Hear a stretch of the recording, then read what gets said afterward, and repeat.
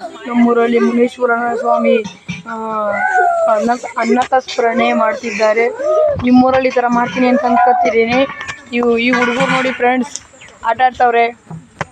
ಮತ್ತು ಇನ್ನು ಮುಂದಕ್ಕೆ ಹೋಗಿ ತೋರಿಸ್ತೀನಿ, ದೇವಸ್ಥಾನ ಎಲ್ಲ ತೋರಿಸ್ತೀನಿ.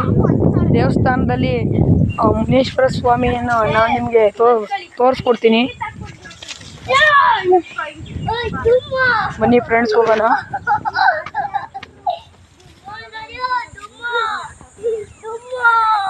ಫ್ರೆಂಡ್ಸ್ ಹೋಯ್ತಾ ಇದ್ದೀನಿ. ಅನ್ನದಾಸೋಹ 2 ಗಂಟೆಗೆ ಸರಿಯಾಗಿ ಅನ್ನದಾಸೋಹ ಏರ್ಪಡಿಸಲಾಗಿದೆ ಫ್ರೆಂಡ್ಸ್.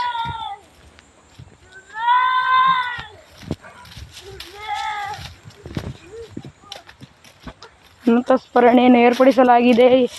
ಸ್ವಾಮಿ ಮುನೇಶ್ವರನ ಸನ್ನಿಧಿನ ನಿಮಗೆ ನಾನು ಪರಿಚಯ ಮಾಡಿಕೊಡ್ತೀನಿ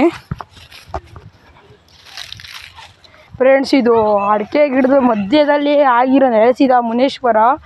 ಇಲ್ಲೆಲ್ಲ ಬರೀ ಮಾವಿನ ಗಿಡ, ಅಡಿಕೆ ಗಿಡ, ತೆಂಗಿನ ಗಿಡ ಮತ್ತು ಏನೇನೋ ಬೆಳೆದವ್ರೆ. ಅದ್ರ ಮಧ್ಯದಲ್ಲಿ ಸ್ವಾಮಿ ಮುನೇಶ್ವರ ಸನ್ನಿಧಿ ಆಗಿದೆ.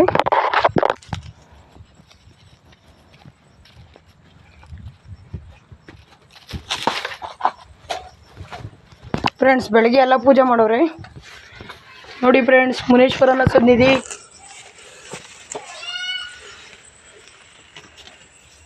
ಫ್ರೆಂಡ್ಸ್ ಕಾಣ್ತಾ ಇಲ್ಲ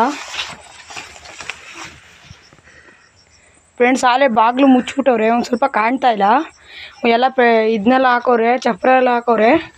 ನಾನು ಇಲ್ಲಿಗೆ ಬಂದು ತೋರಿಸ್ತೀನಿ ನಿಮಗೆ ಫ್ರೆಂಡ್ಸ್. ಈಗ ಕ್ಲಾರಿಟಿ ಕಾಣ್ತಾ ಐತೆ ತಾನೇ ಫ್ರೆಂಡ್ಸ್? ನೋಡಿ ಫ್ರೆಂಡ್ಸ್, ಇಲ್ಲೇ ಎಲ್ಲ ಮುನೇಶ್ವರನ ಎಲ್ಲ ಪೂಜೆ ಮಾಡವ್ರೆ. ಬೆಳಗ್ಗೆ ಎಲ್ಲ ಪುಣ್ಯ ಮಾಡಿ ಎಲ್ಲ ಪೂಜೆ ಮಾಡಿ ಎಲ್ಲ ಮಾಡವ್ರೆ ಫ್ರೆಂಡ್ಸ್.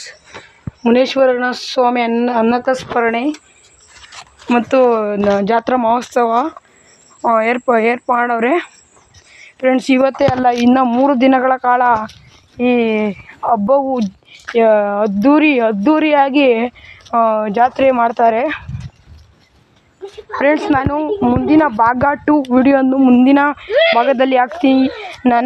ನನ್ನ ಚಾನಲ್ಗೆ ಇಷ್ಟ ಆದರೆ ಕಮೆಂಟ್ ಮಾಡಿ ಮತ್ತು ಆದಷ್ಟು ಸಬ್ಸ್ಕ್ರೈಬ್ ಮಾಡಿ ಮತ್ತು ಆದಷ್ಟು ಶೇರ್ ಮಾಡಿ ಫ್ರೆಂಡ್ಸ್.